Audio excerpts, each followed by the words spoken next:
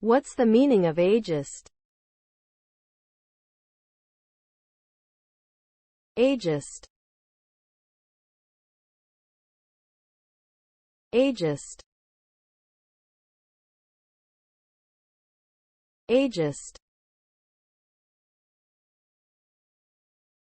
Ageist.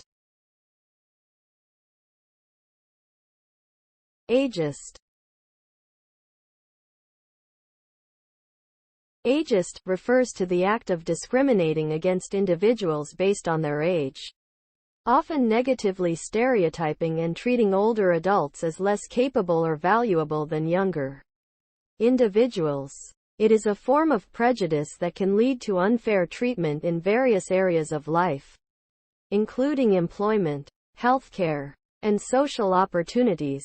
Ageism can have severe consequences for older adults, including decreased self-esteem, social isolation, and limited access to resources.